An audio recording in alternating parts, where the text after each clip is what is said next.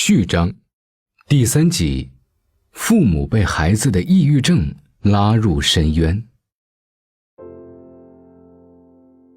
几位抑郁症孩子的妈妈都觉得，即使搜索所有的经验，他们还是无法完全共情孩子。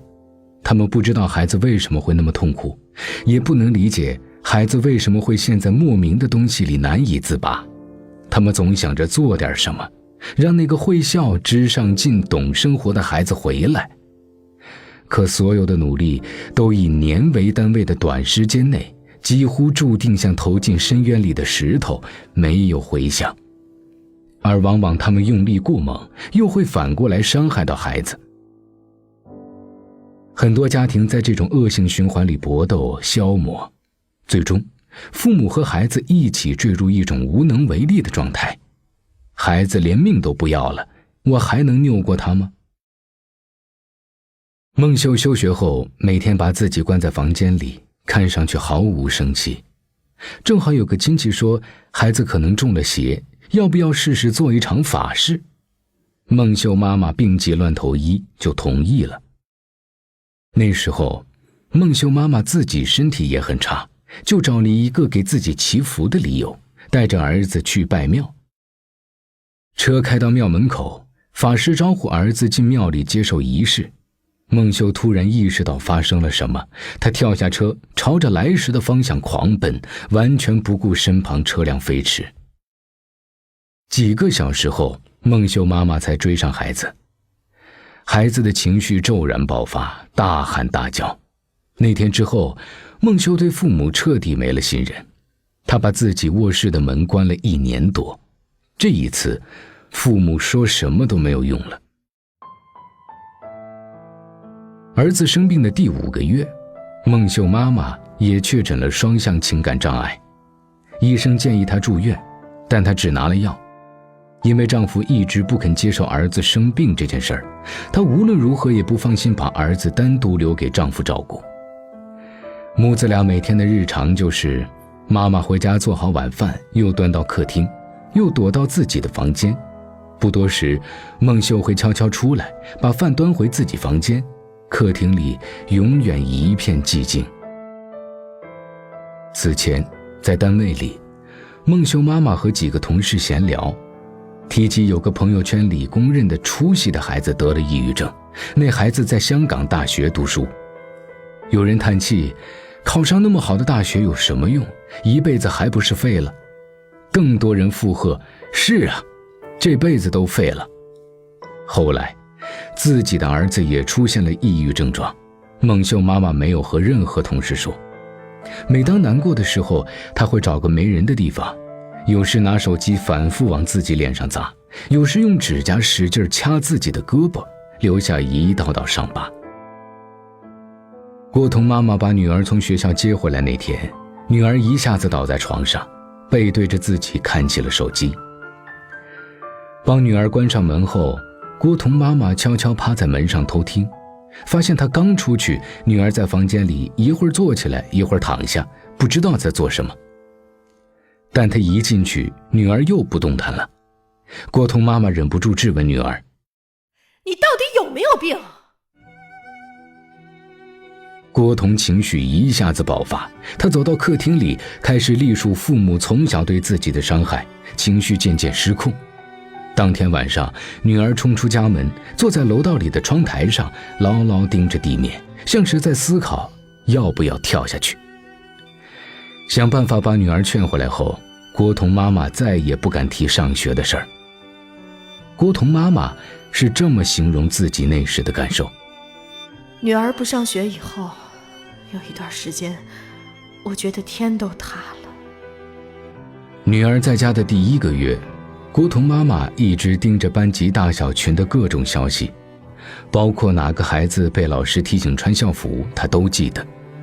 随后，新冠肺炎疫情爆发，郭彤妈妈每天按照群里的要求打印讲义、作业，到女儿房外一板一眼告知她网课安排。在她固执的思维里，女儿还是像一个普通学生那样在生活。无奈房间里始终没有回音。为了寻求帮助，郭彤妈妈加入了一个由家长组成的线上微信社群，很快成为群主。她发现群里的500名家长每天发上千条短信，都在隶属孩子的不正常。孩子不做作业，日夜颠倒，不洗澡，不出门，他以后怎么办呢？这些都没有人能够给出回答。一个工作日的下午，郭彤妈妈忍不住推开女儿房门，发现女儿正在睡觉。她质问女儿为什么不上网课，女儿说自己头痛。她想戳穿女儿，于是让她穿戴好，准备开车去医院。她期待女儿半路上能给自己解释一下，但女儿一句话都没说。最终，她没等来那句解释，也没有真的去医院，一路沉默，只能掉头回家。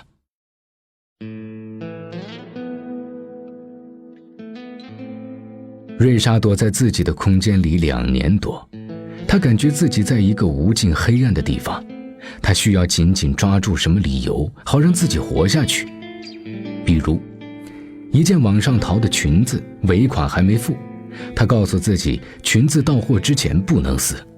裙子到货后，瑞莎给自己化了妆，染了头发。她说那一刻的自己是崭新的，这个念头如同一道亮光照进黑暗中，让她有了活下去的动力。但在大多数时候，她的情绪还是只能通过割伤自己才能释放。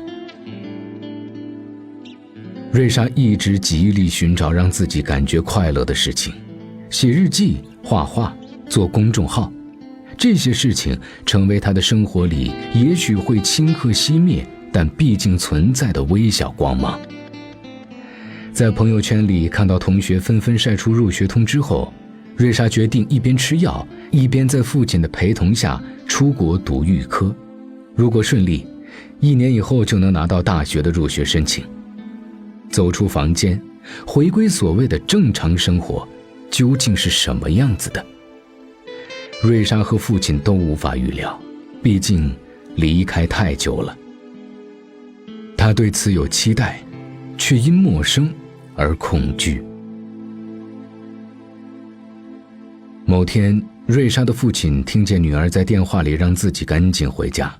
到家后，他看到家里的碗碟碎了一地，原来是新环境再次带给瑞莎痛苦和压力。看女儿这样，父亲难过，又感到释然。他明白，这也是女儿释放痛苦情绪的一种方式。事后，瑞莎父亲独自去附近的树林里散步，让心情平静下来。回到家里，他只让女儿看到他的笑脸。作为唯一一个确诊过抑郁症的学生，瑞莎成了全班的焦点。在学校，几乎每个月她都要被叫出教室，去心理咨询室做辅导。她的每一个讯号，比如趴在桌子上几分钟，都会被老师和同学解读为某种危险征兆。为了不被当作一个病人，瑞莎开始学着开朗、健谈，避免流露低落情绪。在日记里，她把这种感觉描述为挤在人群之中，被人推着走。瑞莎的专业是心理学，预科末尾有一个长篇论文作业，瑞莎撰写的《在中国，抑郁症病人受到哪些歧视》获得了满分。查到分数的那一刻，瑞莎感到久违的快乐，可她还是会在反复通读全文后，觉得自己的文章不够格。虽然自我否定的习惯一时难以抹去，但比起从前，她确信自己已经不一样了。2020年12月，瑞莎拿到了大学的正式入学通知。孟秀不时梳理着自己向前走的阻碍。在不上学的日子里，他尝试学编程、视频剪辑、日语和绘画，努力想让自己成长得快一些。他说，自己的第一个困难是很久没有回到学校，难免会有不舒适的感受。另一个困难是父亲虽然也照顾着自己，但他至今不能接纳自己的孩子患有抑郁症。父亲的脾气并不火爆，通常会把所有怒气压缩成嘲讽。可在孟秀的记忆里，父亲总是会重复一个观点：我们同事天天打孩子，哪个孩子都没出现问题，你为什么就会出现问题呢？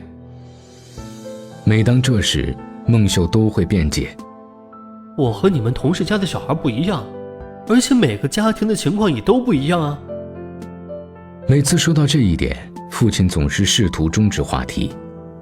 从去年下半年开始，孟秀学着不再关注父亲的反应，他决定再一次改变自己，试着去接纳这样的父亲，接纳父亲无论如何也不接纳他患病的事实。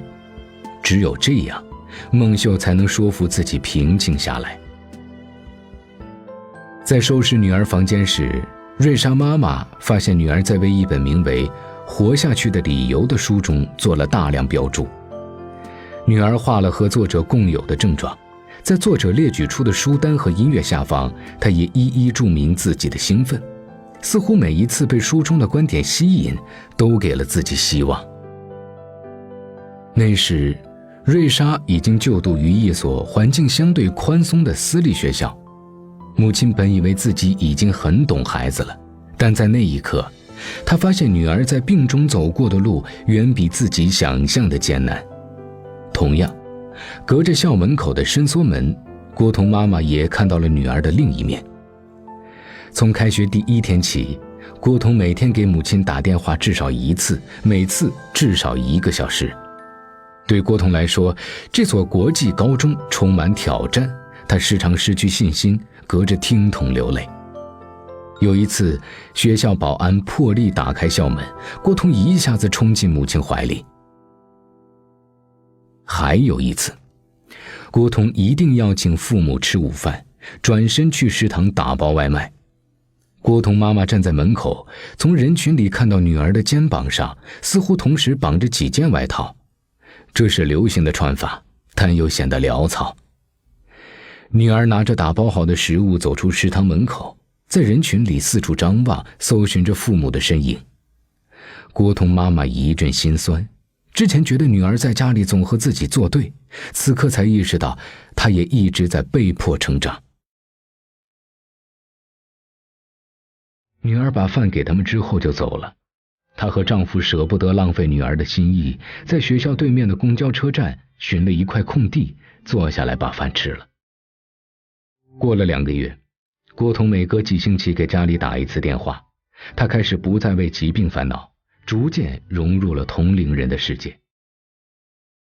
孩子的抑郁症也是父母的一堂课，有些父母在漫长的挣扎中毕业了，懂得了医学意义的抑郁症是怎样的状态，以及如何和这样的孩子相处。